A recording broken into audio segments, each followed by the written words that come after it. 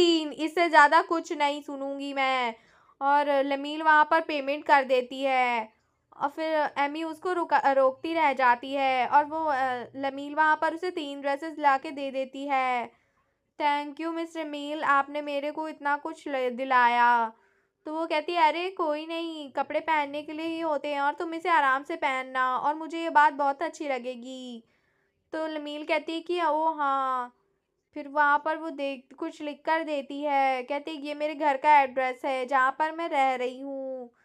तो अगर तुम्हें ज़रूरत पड़े तो तुम इस एड्रेस में आ सकती हो। अगर तुम्हें कभी भी ज़रूरत पड़े तो तुम मुझे बुला सकती हो।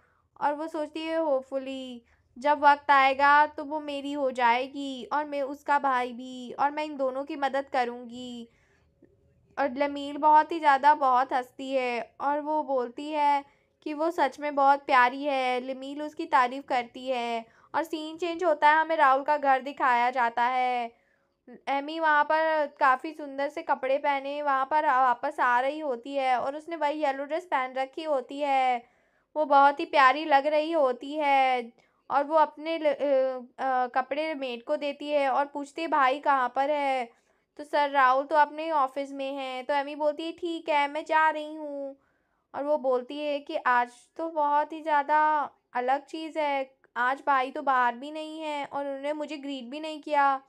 वो सोचती है कि अगर कुछ गड़बड़ हुई तो, अगर वो ड्रंक हुए तो, अगर वो मुझ पे डांटने लगे तो, और वो बहुत सारी चीज़ें सोचने लगती है और उसे याद आता है कि पिछली बार वो कहता है कि मेरे पाँव कैसे सुन्न हो गए, मैं इन्हें मैं इसे महसूस नहीं कर पा रहा हूँ।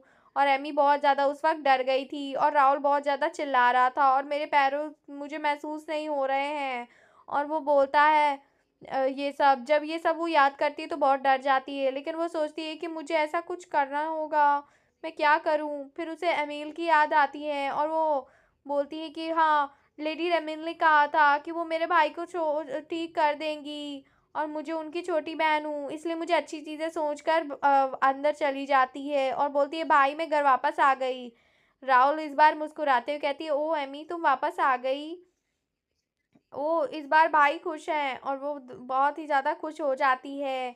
वो सोचती है कि यहाँ क्या हो रहा है, भाई भाई कुछ तो गड़बड़ है और बहुत ज़्यादा उसको घूरने लगती है। तो वो बोलता है कि क्या मेरे चेहरे पर कुछ है, कि आपके कपड़े ये तो अनटाइडी लग रहे हैं, क्या आपने बहुत दिनों से कपड़े चेंज नहीं किए भैया, कुछ बात है क्या। तब तो वो ड्रिंक कर रहे थे ना कुछ दिनों पहले, और वो बोलती है कि आप बहुत दिनों से ड्रिंक ड्रिंक क्यों कर रहे हैं भैया। वो बोलता है कि अरे ऐसे कुछ नहीं है, ये सिर्फ बुखार है। तो बोलती है कि अच्छा ऐसी बात है, यानी कि वो ठीक है, मुझे फिक्र करने की कोई बात नहीं है। तो बोलती है एमी ये ड्रेस तुम्हें किसने दिलाई, ये कहाँ से आई, ये तुम्हें किसने दिलाई। तो वो बोलती है ये मुझे लेडी रमील ने दिलाई है। और वो बोलती है कि लेडी रमील बहुत ही प्यारी है, मैं उनके साथ डिनर में गई, प्ले देखा, कपड़े खरीदे और मैं बहुत ज़्यादा मज़े किए। अगली बार क्या आप भी मेरे साथ भैया चलना पसंद करेंगे, प्लीज़ आप अगली बार चलेंगे ना, बताइए भैया। तो बोलता है कि क्या, मैं मैं मैं अपने इन पैरों के साथ मैं कहाँ जा सकता हूँ। तभी रिमील मतलब लैमी अपना हाथ आगे करती है और बोलती है कि बाद में ही सही, लेकिन आप मेरे साथ घूमने चलोगे भैया। तो वो बहुत ज़्यादा खुश लग रही थी। इस बार राहुल अपना प्रॉमिस कर देता है और बोलता है कि हाँ मैं ज़रूर चलूँगा। और इस बार राहुल काफ़ी ज़्यादा खुश लग रहा था। और फिर वो इस बार बोलता है कि अब मैं जा रही हूँ भैया और आप भी आराम करना। और फिर वहाँ पर एमी के जाने के बाद हमारा वाइकाउंट यहाँ पर गहरी सांस लेता हुआ बोलता है कि ओ मुझे बहुत खुशी है कि तुम्हें बहुत मज़ा आया। फिर वहाँ पर उससे एक वाइन की बोतल टकराती है और वो उसे उठाने की कोशिश करता है, लेकिन वो उसका हाथ वहाँ तक नहीं पहुँचता कि मैं किसी काम का नहीं हूँ, क्या मैं ये कर सकता हूँ, मैं सबसे बेकार हूँ, मैं तो एक बोतल भी नहीं उठा सकता जो कि ज़मीन में गिरी हुई है, मैं अपनी बहन को खुश कैसे रखूँगा। वो बहुत कुछ सोचने लगता है और बहुत दुखी हो रहा होता है और वो बस किसी तरह अपने आप को संभाल रहा होता है। फिर हम अगली सुबह का सीन देखते हैं जहाँ पर हमें लेडी रमील का होटल दिखाया जाता है। वहां पर मेड आकर लमील को उठाने लगती है कि मिस रमील उठ जाइए, योर लेडी, योर हाइनेस उठिए। अरे उठ जाइए, जिसको आपने बचाया था वो आपका इंतजार कर रहा है। तो वो बोलती है कि वो कौन है। बोलती है अरे वही गुंडे जिनको आपने मारा था। तो बोलती है अच्छा वो गुंडे। ओफो, मुझे अब जाना होगा, चलिए आप उठ जाइए, मेट कहती है। और फिर वो कहते हैं ठीक है मैं आ रही हूँ, मैं 2 मिनट में आ रही हूँ। और फिर वो बोलती है कि मेरे पास एक रास्ता है। तो मैं तुरंत तैयार हो जाती है और बोलती है कि मैम ये कैसे किया आपने, इतनी तैयार आप जल्दी हुई कैसे। तो वो लिखती है ये एक राज है, और वहां से जाने लगती है। और फिर वो बोलती है कि मिस रमील, वहां पर वो दोनों गुंडे देखते हैं, और वो पहला गुंडा तो काफी क्यूट लग रहा था। और फिर वो बोलता है कि मैं लेडी रमील, मेरी रमील, मैं यहाँ हूँ, मैं यहाँ बैठा हुआ हूँ, ये पक्का वही आदमी है। ये बात रमील सोचने लगती है। ओ बोलती है कि ये तो काफी प्यारा लग रहा है, एकदम बच्चे की तरह। मिस रमील, हम बहुत दिनों बाद मिले। फिर वो बोलती है कि अच्छा, तुम्हें जो मैंने काम करने के लिए भेजा था वो कर दिया। तो वो कहता है नहीं, अभी तो नहीं मुझे पता चल पाया। तो फिर वो उसको दोबारा मार देती है और कहती है तुमने मुझे यहाँ क्यों बुलाया है, बोलो। तो वो बोलता है कि अरे नहीं नहीं, मेरे पास एक इन्फॉर्मेशन है, इसलिए मैंने आपको यहाँ बुलाया है लेडी रमील। आपने मेरी बात सुनने से पहले ही आपने मुझे पीट दिया। मुझे पता चला है कि वो लाल, वो ब्लैक हुड वाले लोग थे। तो बोलते क्या ब्लैक हुड वाले, ये लोग कौन थे। एक बात बताओ, जब यहाँ पर तुम्हारे पास कोई भी इंफॉर्मेशन नहीं है। तो बोलते नहीं नहीं, वहां पर एक तो कोई सिग्नेचर है, और वो वहां पर बोलता है कि जी मुझे बहुत भयंकर चीज पता चली है। तो बोलती है बताओ फिर मुझे। फिर वो बोलती है बताओ क्या पता चला है तुम्हें। फिर वो दोबारा सा अपनी पपी आइज दिखाता है और बोलता है कि रुकिए मैं अभी आपको बताता हूँ। और फिर वो नमील उसको बोलती है कि जल्दी से बताओ। और फिर वहाँ पर राहुल का याद करने लगती है।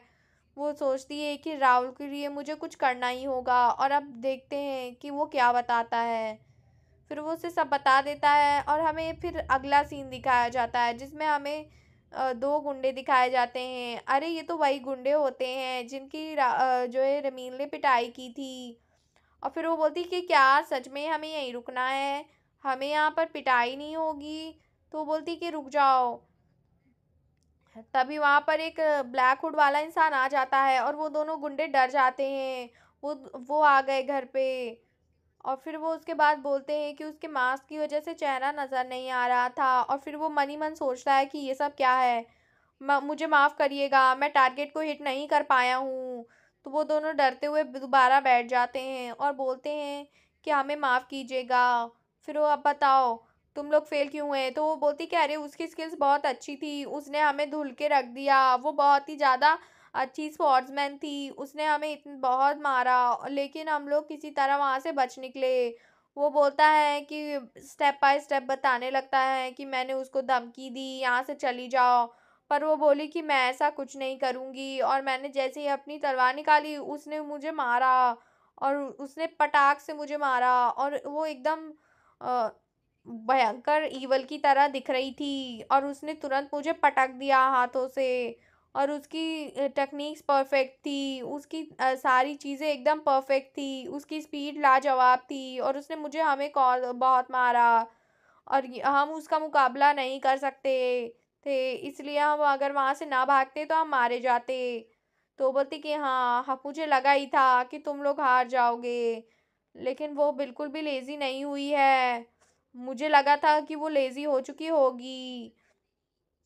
कुछ भी हो, हम पक्का ये बात को राज रखेंगे, ये बात के लिए आप हम पर यकीन कर सकते हैं।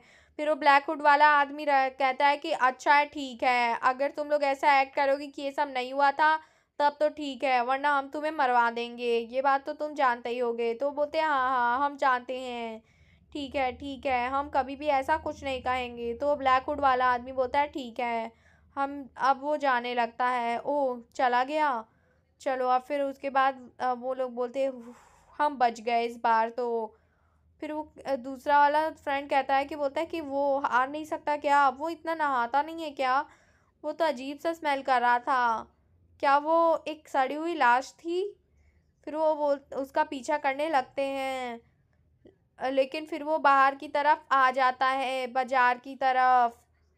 फिर जहाँ पर वो बाहर आ जाता है, उसने एक मास्क पहन रखा होता है। वो दोनों लगता है सेम ग्रुप में थे और दोनों ही हुड पहनकर वहां से जाने लगते हैं। फिर कैरन और उसका साथी उसका पीछा करने लगते हैं।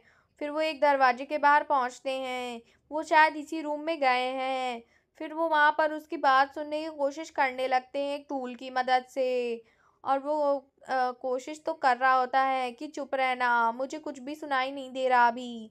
फिर उस वो आदमी कहता है कि उससे छुटकारा हासिल करना तो फेल हो गया, वो लड़की तो काफ़ी स्किल्स है।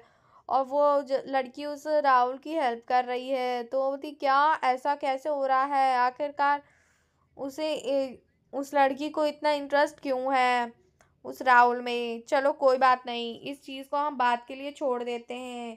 तो बोलते हैं कि अरे बाप रे, यानी कि ये कभी भी हमारी रमेल के पीछे थे ही नहीं, ये बल्कि राहुल के पीछे थे। और फिर ये बात बोलते बोलते वो बोलते हैं कि शायद कोई हमारी आवाज़ सुन रहा है। और फिर वो उसके बाद वो खड़ा हो जाता है और बोलता है कि चलो यहाँ से, ज़रूर उन्हें शक हो गया है। वो बाहर आते हैं, क्या कुछ हुआ है? तो वो बोलता है नहीं, यहाँ पर कोई नहीं है, मुझे लगता है कि गलत है, मुझे लेकिन ऐसा लगा कि यहाँ कोई है। और कैरन और उसका साथी वहां से भाग रहे होते हैं।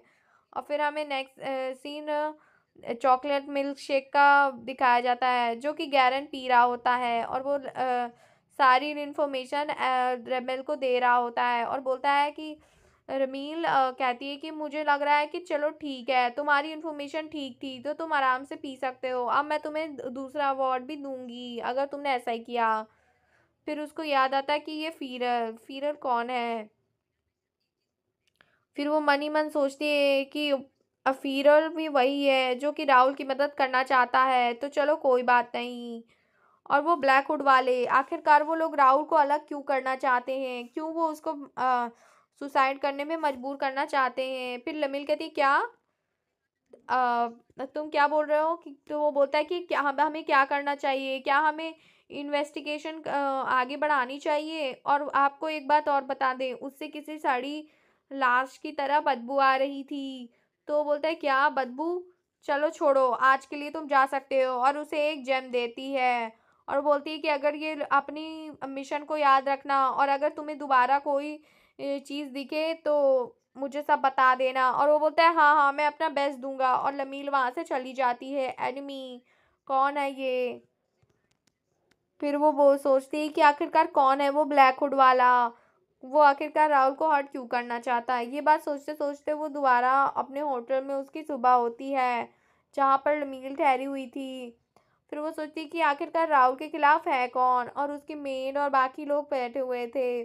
फिर वो बोलता है कि शायद बहुत लोग हो सकते हैं, नॉर्थ या फिर कोई रॉयल नाइट, जिससे कभी कोई जैसे कोई दुश्मन या फिर कुछ और। लेकिन वो बोलते हैं कि अच्छा नॉर्थ वाले वैसे इसको क्यों करेंगे।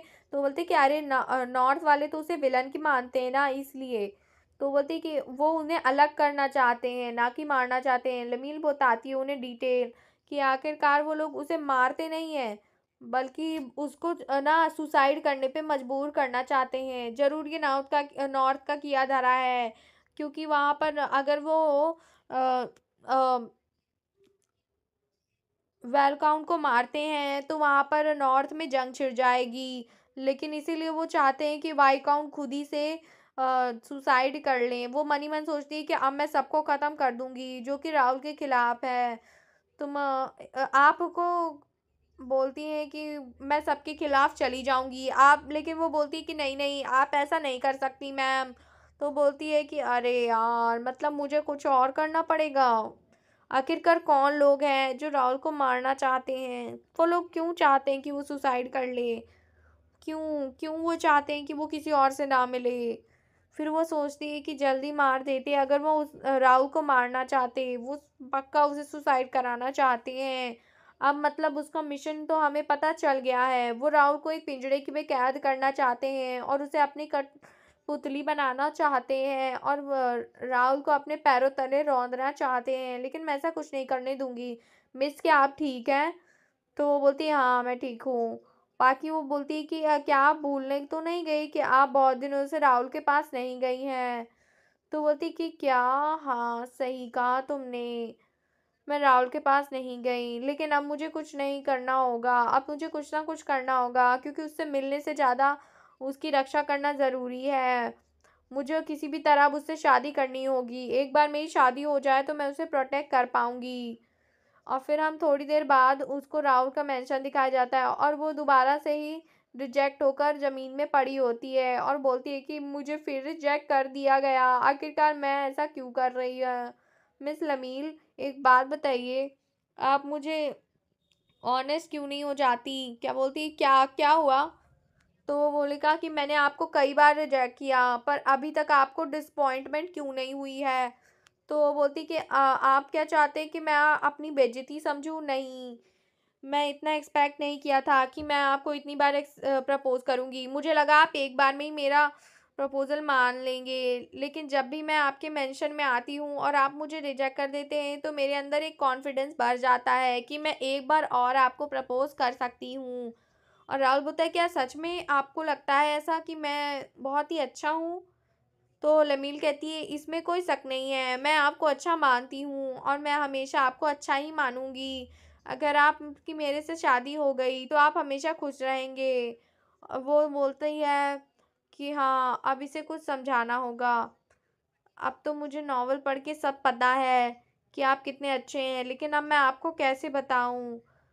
अब मैं आपको किस तरीके से बताऊँ? मुझे कुछ समझ नहीं आ रहा। मैं तो एक बुक की कैरेक्टर से प्यार नहीं कर रही। मुझे बस एक फैन गर्ल बन के रहना है।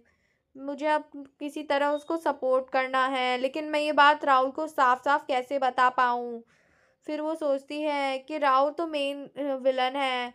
उसको मुझे मेन विलन बनने से रोकना है। और आखिरकार मुझे करना क्या है? क्या अब क्या होने वाला है? वो अचानक खड़ी हो जाती है। वो बोलती है कि मैं एनी से मिलने जा रही हूँ, क्या मैं जा सकती हूँ?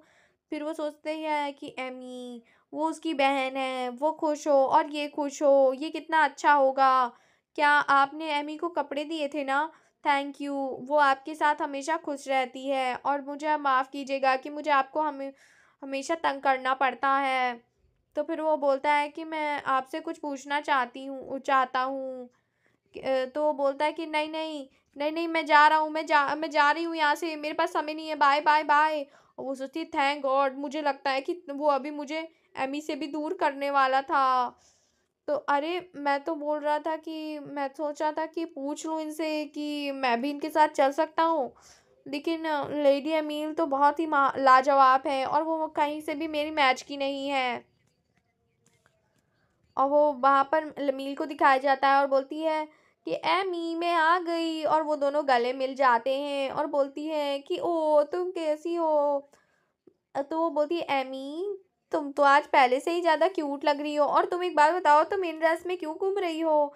तो लमील बोलती है कि क्या तुम्हें वो कपड़े पसंद नहीं आए?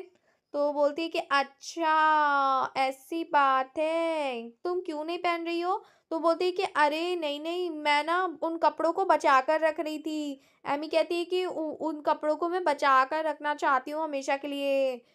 तो फिर वो बोलती है, एमील बोलती है कि नहीं नहीं, एबिटेट यही कहता है कि हमेशा एक गिफ्ट को यूज़ करना चाहिए ताकि ये पता चल सके कि सामने वाला इंसान का दिया गिफ्ट आपको पसंद आया है। तो एमी बोलती है कि हाँ हाँ ठीक है, मैं अगली बार से हमेशा वो ड्रेस पहनूंगी। और एमी बोलती है कि चलो मैं मैथ्स पढ़ते हैं क्या? मुझे मैथ बहुत पढ़ना पसंद है। तो बोलती है कि ओफ, ये मैथ पढ़ती है, मुझे भाई ने और बहुत से लोगों ने सिखाया और कहा कि बैरन डलास ने भी मुझे मैथ सिखाई। तो वो बोलती क्या बैरन डलास, आप क्या बैरन डलास को जानती हैं? तो वो बोलती है कि क्या, ये नाम तो सुना सुना लग रहा है, ये बैरन डलास था कौन? ये तो कोई ज़रूरी कैरेक्टर ही था, कौन था ये बैरन डलास? तो गाइज मिलते हैं नेक्स्ट एपिसोड में। Thanks for watching.